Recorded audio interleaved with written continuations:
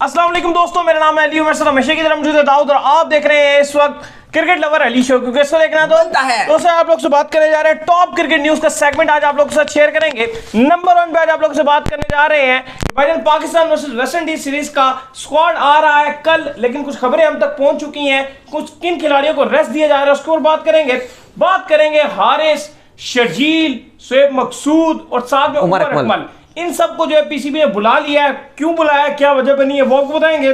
बात करेंगे शादाब खान ने प्रैक्टिस स्टार्ट कर दी है इंग्लैंड के अंदर, क्यों कर रहे हैं प्रैक्टिस वो भी आपको बताएंगे। बात करेंगे सलमान बट के हवाले से, दाऊद के बड़े फेवरेट है और इंटरनेशनल कोच बन चुके हैं भाई वो किसी टीम के, पैसा ही पैसा होगा, क्या कहानी है वो भी आपको बताएंगे। और बात करेंगे भाई इसके बाद जो खबर आ रही है वो आ रही है इंडिया के स्क्वाड को लेकर अगेंस्ट साउथ अफ्रीका। 5 T20s के लिए इंडिया का स्क्वाड अनाउंस हो गया है। उमरान मलिक को जो है वो जगह मिली है, जो बड़ी शानदार बात है, और विराट कोहली और रोहित शर्मा रेस्ट पर चले गए हैं, ये क्या कहानी है वो भी आपको बताएंगे। अगर आप हमारे चैनल पर नए और पहली दफा आए चैनल को लाजमी सब्सक्राइब करो, साथ लेके बेल आइकन ना भूलिएगा। तो बात का आगाज करते हैं नंबर 1 खबर के साथ जो हमारे पास आ रही है। जो नंबर 1 खबर आ रही है वो हमारे पास ये खबर निकलकर सामने आ रही है कि भाईजान कल के दिन जो है वो स्क्वाड अनाउंस होना है पाकिस्तान का अगेंस्ट वेस्ट इंडीज। खबरें अभी से गर्दिश करना शुरू हो चुकी हैं कि हो सकता है शाहीन शाह अफरीदी को रेस्ट दे दिया जाए, क्योंकि भाई शाहीन शाह अफरीदी इंग्लैंड से वापस इसलिए आए हैं कि वो अनफिट हो रहे थे। देखिए कल बड़ा इंपॉर्टेंट दिन है क्योंकि पाकिस्तान का ODI squad against West Indies announce हो रहा है। आखिर वो दिन आ गया। याद रहे 8, 10 और 12 जून को इनिशियली जो शेड्यूल है वो तो रावलपिंडी में, लेकिन जो हालात नजर आ रहे हैं, जैसे आज इमरान खान ने भी ऐलान कर दिया कि वो धरना वगैरह जो है वो देना शुरू कर देंगे इस्लामाबाद की तरफ 25 मई के बाद। तो इसका साफ मतलब यही नजर आ रहा है कि शायद ये सीरीज अब आपको मुल्तान में दिखाई दे। गर्मी बहुत होगी, 5 बजे के टाइमिंग रखे गए हैं तमाम मैचेस की ताकि गर्मी थोड़ी कम हो जाए, लेकिन स्टिल गर्मी बहुत ज्यादा है। कल का वो दिन है अली साहब जो स्क्वाड अनाउंस हो रहा है। खबरें आ रही हैं कि शाहीन शाह अफरीदी को आराम करवाया जा रहा है, क्योंकि शाहीन शाह अफरीदी का वहां पर भी ओवरलोड हो गया था। मिडिल सेक्स को जब रिप्रेजेंट कर रहे थे तो डॉक्टर ने इनको मशवरा दिया था कि आप आराम कर लीजिए। इनको फीवर हो रहा था, फटीग हो रहा था, स्टिफनेस हो रही थी और बहुत थकान का शिकार हो रहे थे, जिसके बाद इनकी बॉडी पर पेन भी फील हो रहा था।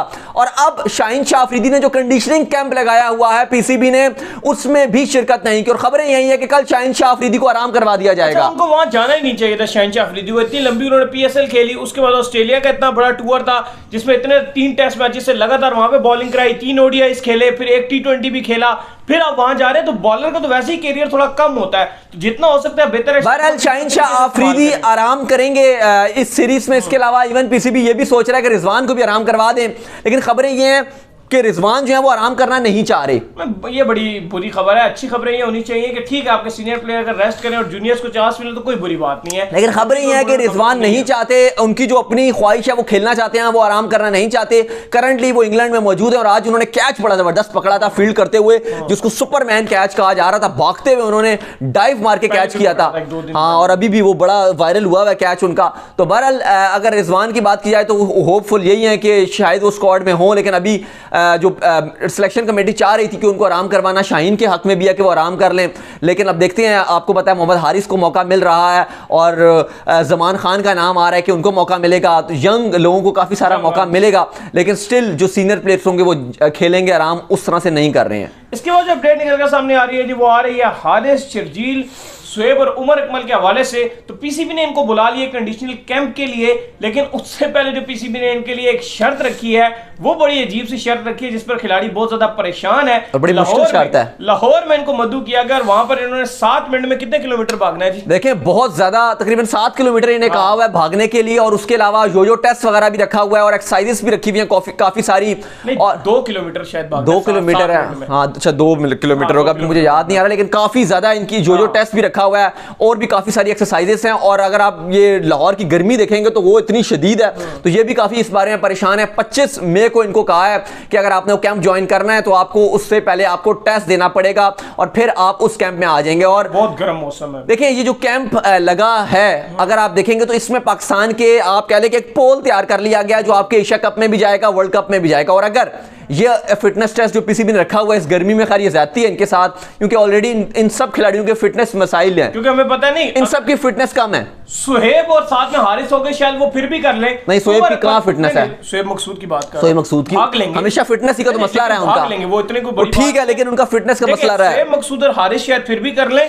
उमर अकमल और इनसे बड़ा मुश्किल है करना, क्योंकि इन दोनों के वेट अच्छे नहीं, खासे ये हैं। चारों का ही फिटनेस का मसला है। अगर आप शर्जील को आप कंपैरिजन करें हारिस सेलों, चले वो तो ओवर वेट है ना, थोड़े बहुत ओवर वेट है ना, लेकिन उमर अकमल भी थोड़े मोटे हो अब उमर अकमल का भी फिटनेस का मसला चल रहा है, उनकी भी फिटनेस जो है वो सही नहीं है। अगर आप शोएब मकसूद की बात करें, उनके भी फिटनेस मसाइल चल रहे हैं, हारिस सोहेल की भी फिटनेस मसाइल चलते रहते हैं। तो ये बड़ा शदीद पीसीबी ने शर्त रखी है, लेकिन खबरें कुछ आ रही है कि सिलेक्शन कमेटी इनमें से कोई एक दो को जो है वो एशिया कप में रखने का सोच रही है, क्योंकि आपका इसके बाद बड़ी असाइनमेंट एशिया कप की है। श्रीलंका की तो चले आपकी वो टेस्ट या फिर आपके वो ओडीआई भी कैंसिल हो गए हैं, तो मेन तो आपकी एशिया कप ही है T20 फॉर्मेट में। तो खबरें आ रही हैं कि सिलेक्शन कमेटी जो है वो इनके ऊपर गौर इसलिए कर रही है क्योंकि वो चाहती है कि इनमें से कुछ बड़े चेहरे, स्पेशली जो आपके हारिस तो फिर नहीं होंगे क्योंकि वो तो ओडीआई के ना, शर्जील और आपके ये जो शोएब मकसूद है, स्पेशली इनके ऊपर निगाहें हैं। उमर अकमल को चले आगे मिल सकता है मौका, इतना अच्छा नहीं है आपकी कोई खास है, लेकिन पीसीबी ने इनके लिए एक प्रोग्राम, कम से कम एक प्लान तो तैयार कर लिया कि अगर आप ये फिटनेस जो इन्होंने वो रिक्वायरमेंट्स रखी हुई हैं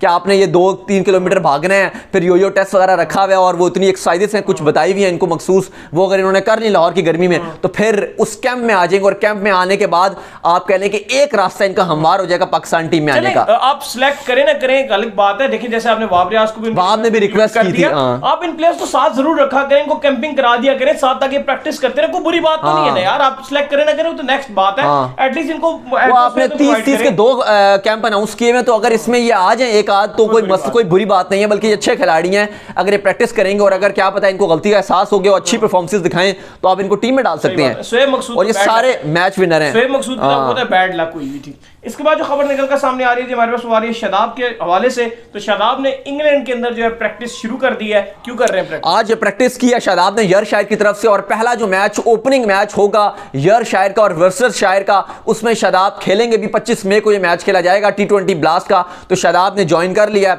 अब शादाब क्या लग रहा है वैसे पाकिस्तान के स्क्वाड में होंगे, ओडीआई स्क्वाड में चांस लग रहा है, बहुत मुश्किल है, क्योंकि अगर होता तो शादाब, मुझे नहीं लगता कि इतनी छोटी इतने कम टाइम के लिए 2 हफ्ते भी नहीं बन रहे थे तो शादाब जो है वो इंग्लैंड T20 काउंटी खेलने के लिए चले जाते हैं। क्लियर कर दिया गया कि आप बेशक जाना, जब भी तो पीसीबी ने एनओसी भी उनको जारी किया, तो मुझे भी लग रहा है कि अगर ऐसा है तो फिर शायद शादाब आपके उस स्क्वाड में नहीं होंगे, ओडीआई स्क्वाड में। शादाब भी और शायद हो सकता है हसन भी ना हो, क्योंकि हसन भी अभी तक नहीं, हसन ने तो वो अलविदा ले लिया था उस दिन, वो जो स्पीच हुई थी वो अलविदा की स्पीच थी। लेकिन हसन का फर्क नहीं पड़ता ना, हसन को आप आराम, हसन आए भी तो फिर भी बनता है हसन का आराम करना, लेकिन मुझे लगता है कि हसन को शायद ये स्क्वाड में रख लें, लेकिन एक्चुअली बनता है हसन का आराम करना। अगर अब भी हसन को स्क्वाड में रखते हैं तो फिर क्या, क्योंकि ये जो आउट ऑफ फॉर्म प्लेयर हैं चाह रहे होंगे कि वो भी थोड़ी वेस्ट इंडीज की हल्की टीम है तो उसके अगेंस्ट परफॉर्मेंस दिखा के टीम में कम बैक कर लें, लेकिन शादाब खान जो बिल्कुल रेडी हैं T20 ब्लास्ट खेलने के लिए। इसके बाद जो खबर आ रही है जी वो आ रही है कि दाऊद साहब के बहुत फेवरेट जो है, आपको पता है ये बैट्समैन है, यानी कि सलमान बट की मैं बात कर रहा हूं, तो ये कोच बन चुके हैं। सलमान बट ने जो है वो कोचिंग संभाल लिया है,